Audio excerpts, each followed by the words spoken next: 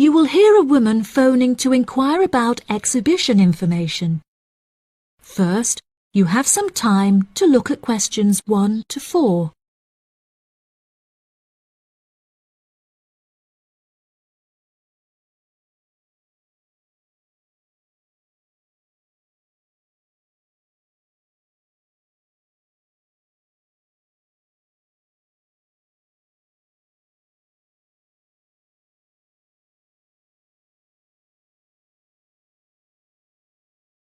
You will see that there is an example that has been done for you. On this occasion only, the conversation relating to this will be played first. Good morning. You're through to the events coordinator at the Birmingham City Council. How may I help you? Hello there. My husband and I are interested in purchasing tickets to the automobile exhibition, but I couldn't find many details about it on your website, and I was wondering whether you could provide me with some more information. Does it open in June? The purpose of calling is to purchase tickets, so purchasing has been written in the space. Now we shall begin. You should answer the questions as you listen, because you will not hear the recording a second time. Listen carefully and answer questions 1 to 4. Good morning. You're through to the events coordinator at the Birmingham City Council. How may I help you? Hello there.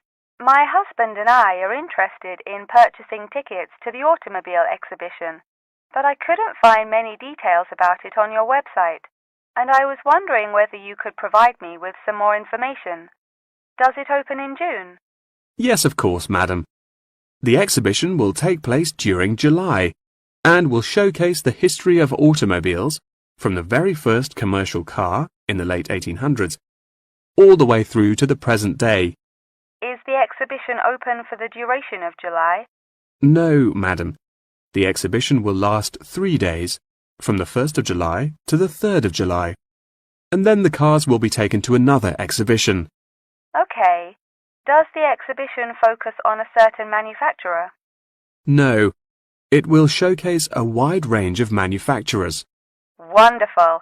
I'm ever so fed up of going to these shows and only seeing one manufacturer. Are there any opportunities to sit in or even drive the cars? There will be many opportunities for you to sit in the cars. However, some of the cars will only be available to observe. We are yet to be told whether any of the antique cars will be available to drive. However, there will certainly be an opportunity to test driving some of the more modern cars on a purpose-built track. That sounds like great fun. I mustn't forget to bring my camera, or my husband will never forgive me. I'm afraid to say that cameras are actually strictly not allowed to bring into the exhibition. There will, however, be a section where a professional photographer will be available to take photos of you sitting in a car in period clothing.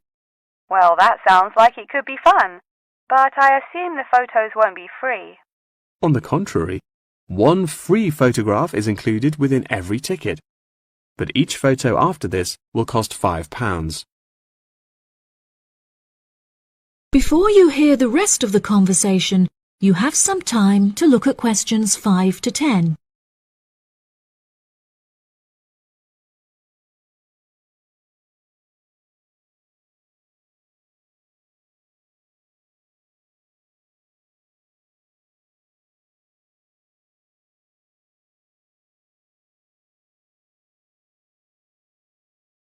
Now listen and answer questions 5 to 10. That's a nice surprise. Not many things are free anymore. I've been asking around about the ticket prices, but I haven't yet had a definite answer. Is it correct that the tickets are £100, whether you buy them now or on arrival? I'm afraid not. If you buy the ticket in advance, the price is £110, but it's £165 on the door. Oh, goodness. I suppose I'd best pay for them now then. Is it possible to buy tickets from you now over the phone? Yes, of course, madam. I'll transfer you to the box office manager, Mark Edgeworth. That's EDGE WORTH, and he will probably need to take your credit card details and some personal details. Yes, that's fine. Before you transfer me, I just need to ask a few more questions. Will the exhibition be held in the Birmingham Exhibition Centre? I think that's where I went last time. No, madam. The Birmingham Exhibition Centre is currently undergoing some renovations, so this year all exhibitions will be held in the Summer Palace. Summer Palace? I'm not entirely sure where that is. Well, it's not too far from City Centre. Once you're in the centre, you should be able to find signs for the palace. If not, most people in Birmingham will be able to direct you. Neither my husband nor I am particularly good with directions. Is there anywhere I can find this information on the internet? Our website will give you an address. Perhaps you could visit www.directions.com for more detailed information, and they should be able to provide you with step-by-step instructions. Okay. And is this the best way to contact you, by phone? I think the most convenient way to contact us is inquiring online, which is much simpler than having to dial various different numbers to reach the right person. Unless you have any more questions, I'll transfer you now. No, that's great. Thank you for your help. That is the end of section 1. You now have half a minute to check your answers.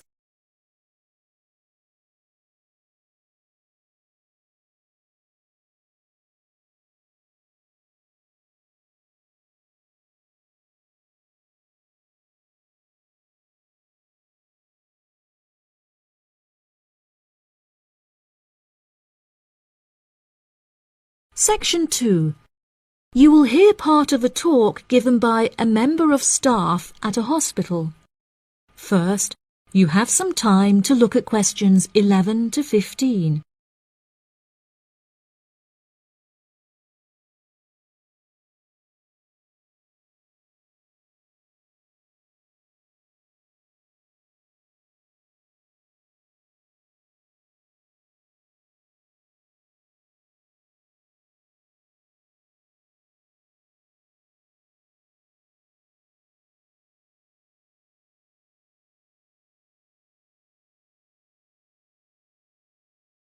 Now listen carefully and answer questions 11 to 15. Hello, and welcome to the homepage for the Healthy Hearing Medical Clinic and Surgery, where we'd like to share a little more information about the services we provide and more. Our hospital is one of the leading specialised hospitals in the United Kingdom, attracting the very best healthcare professionals from around the globe.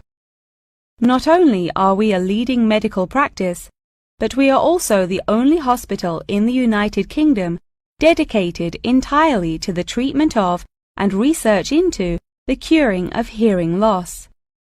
Our facilities and staff here are renowned across Europe, attracting thousands of patients a year. Our consultations can number anything up to 11,000 patients a year. However, we aim to treat around 5,000 patients a year so as to maintain and ensure the quality of our services. Our patients are guaranteed the highest standard of care, as well as the use of our first-class facilities. All patients requiring overnight treatment are provided with their own private room with ensuite facilities, as well as a state-of-the-art entertainment centre, which includes a flat-screen LCD television and PlayStation. Appointments with our healthcare professionals can be made at any time during the week, with female doctors available between 8 a.m. and 11 a.m. If you need to see a doctor outside of these times, please visit the out-of-hours page of our website for more information. Our doctors are all trained to an exceptionally high standard and practice a vast array of specialities. Mr. Roberts is a fully qualified ear and throat specialist. Mr. Edwards is a pediatric hearing specialist, while Mr. Green specializes in reversing hearing loss. For more details about our people, please visit the staff members page on our website. During a consultation, doctors will sometimes decide medication is required, for which patients should receive a prescription. There are several pharmacies within the city. However, we recommend that patients use the pharmacy housed within our healthcare facility. Our in-house pharmacy is well stocked at all times. Our products are competitively priced, and our pharmacists are on hand to help and advise from 8 a.m. until 10 p.m. from Monday to Saturday, and from 9 a.m. until 12 p.m. on Sundays. If you require any help outside of these hours, please see our out-of-hours page on the website. Since the Healthy Hearing Medical Clinic and Surgery also functions as a teaching hospital, we aim to provide our students with every opportunity to expose themselves to medicine in practice. Therefore, we would like to encourage our patients to give their consent for a medical student to attend their consultations. If our patients are not comfortable with this, there will be a form at reception where patients will be able to opt out.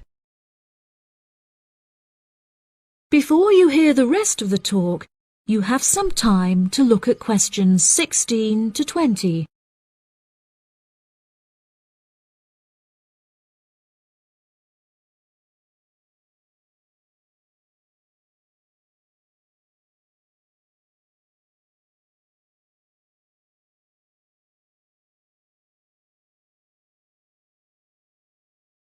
Now listen and answer questions 16 to 20. Now, please look at the map I've given you of the Healthy Hearing Medical Clinic and Surgery. For those not familiar with our practice, reception can be found through the main door at the end of the corridor. If your consultation is booked with Mr. Green, you need to go through the main door and turn right by the nurse's desk, and his office is at the end of the corridor on your left-hand side. If you need to alter any of your personal details, please visit our secretary at the Office for Medical Records, which you will find next to the therapy room. If you're awaiting surgery, please first check in with reception before taking the first door on the right after you enter the clinic. Finally, in the event that you feel disappointed with any of the services we have provided, or have any further questions, please locate our manager's office, which can be found near the Office for Medical Records and between two closets. If you have any more questions about the Healthy Hearing Medical Clinic and Surgery, please do not hesitate to contact us on 01 256 111 111.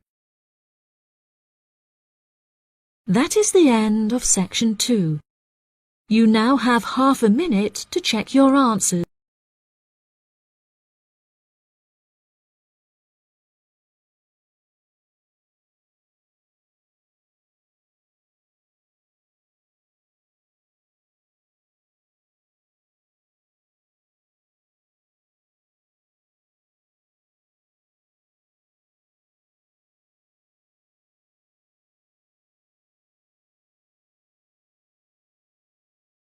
Now turn to section 3.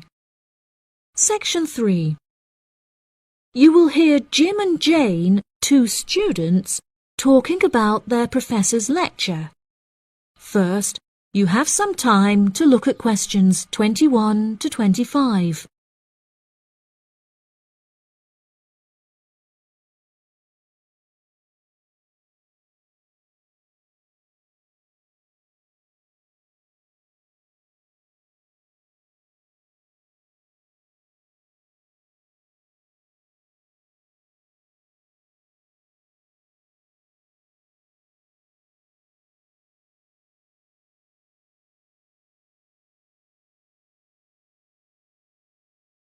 Now listen carefully and answer questions 21 to 25. Jane, what did you think of Professor Morgan's lecture?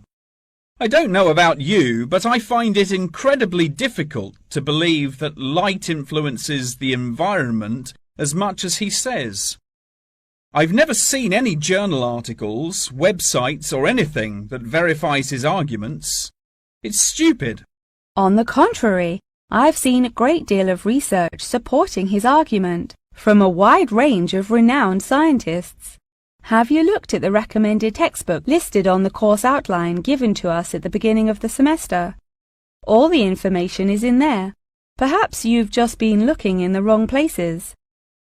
I never look at the course outlines. I have so many loose sheets of paper I tend to lose anything I'm given by the end of the day. What's the textbook they recommend? And where can I get it from? I should probably go buy it soon. I'm already behind in the course. Yeah, you definitely should buy it. And our grades are more important this year. It's called The Influence of Light on the Environment. You should be able to find it in the bookshop on campus. If not, they'll order it within 2 weeks. In the meantime, you should read up on Ken Simpson's work. He argues that in order to protect natural habitats, governments should endeavour to turn off lights in cities at night. Well, that's controversial. I doubt any government would be willing to do that any time soon. I imagine roads would become quite dangerous without street lighting. For this issue, Dave Kepler suggests they could just replace the existing lights with more environmentally friendly bulbs. They could even install solar-powered lights. That way, roads will be more eco-friendly while maintaining safety. Although I guess they wouldn't be particularly effective in colder countries, especially during the winter. That's quite a good idea, actually. The price of solar power is supposed to be on par with electricity within the next few decades, and it was on the news this morning. I've also heard that, according to Sharon Gray, in countries with more sunlight, insect-eating animals tend to be smaller in size. Since there are fewer insects, and the remaining insects produced a smaller number of eggs. Yeah, I think I read somewhere that sunlight also has a negative effect on the quality of water, but I'm not sure I believe it. In many hot countries, particularly developing countries, there is a lot of water pollution caused by factories rather than sunlight. Nevertheless, Maria Jackson says that in direct sunlight, the surface of the water becomes more translucent. Therefore, it affects the amount of sunlight that aquatic insects can absorb. Not much research has been undertaken to prove Jackson's theory, but it seems to have been widely accepted anyway. I've never heard of that. I'll have to look it up on Google. The only other theory I've studied is Barbara Swallow's study on how declined insect population adversely affects the frog population. Not that I'm complaining. I hate insects, especially spiders. You have arachnophobia? I never would have guessed. Didn't your brother have a pet black widow spider? Yes, he did, and I hated it. It escaped from its cage once, and we never found it. I had nightmares for months. Before you hear the rest of the conversation, you have some time to look at questions 26 to 30.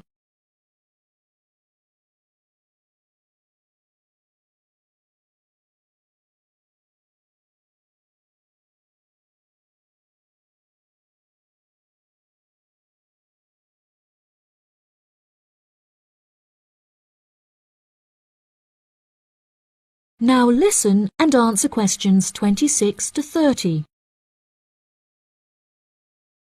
Okay, now I'm getting goosebumps. Let's change the subject.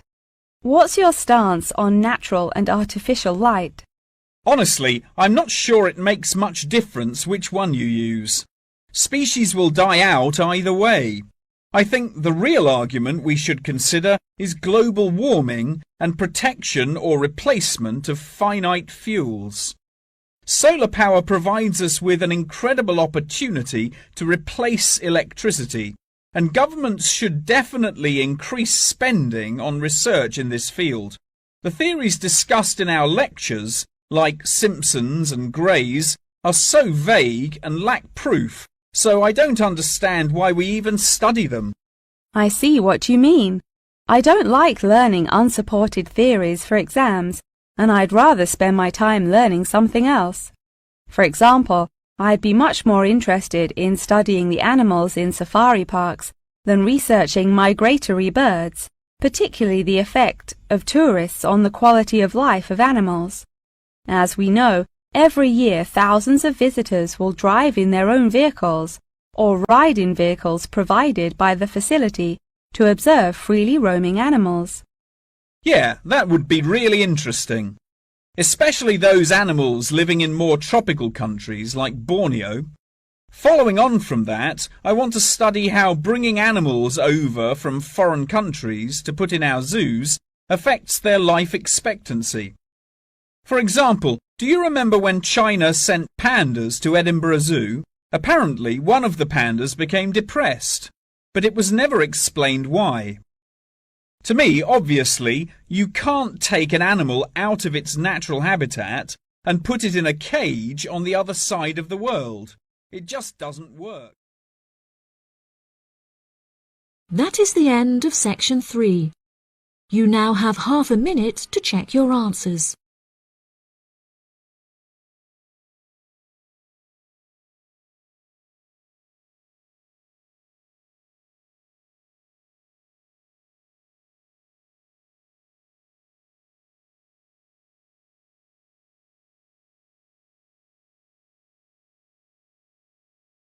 Now turn to section 4.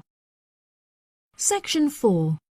You will hear a talk on the history of football in Great Britain in the 19th century. First, you have some time to look at questions 31 to 40.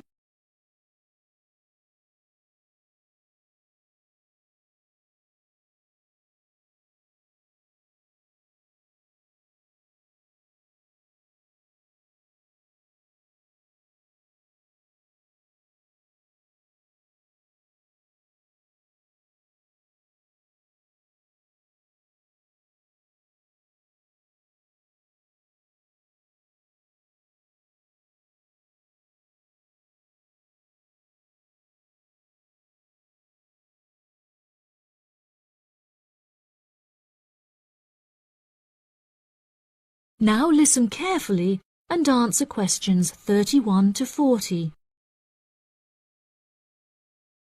Great Britain is often hailed as the home of football, with talented players travelling from far and wide to play for teams in the English Premier League, one of the most popular football leagues on the planet. Today we are going to take a look back to the 19th century Great Britain, in an attempt to trace the evolution of the beautiful game, as it is now known. Prior to the 19th century, the game featured a wide variety of local and regional adaptations, which were later smartened up and made more uniform to create our modern-day sports of association football, rugby football, and Ireland's Gaelic football. Even up to the mid-19th century, Shrovetide football, or mob football, was still widely practiced. According to the rules of mob football, there were no rules. A player could legally use any means whatsoever to obtain the ball, such as kicking, punching, biting, and gouging, with the only exceptions being murder and manslaughter. These games may be regarded as the ancestors of modern codes of football, and by comparison with later models of football, they were chaotic and had few cooperation. Towards the latter end of the 19th century and moving into the early part of the 20th century, however, there appeared a newfound emphasis on moral values in football. Perhaps a more modern example of this can be seen in John Terry's suspension as England captain, following reports of his infidelity to his wife. Furthermore, as mob football died away, there grew a greater concern for players' health and general well-being, with many clubs affording their top players access to frequent medical checkups and treatment. Despite the presence of Great Britain's unique state-funded National Health Service, football clubs are still seen today, providing team members with state-of-the-art healthcare facilities, with the top clubs even housing their own specialist doctors and physicians.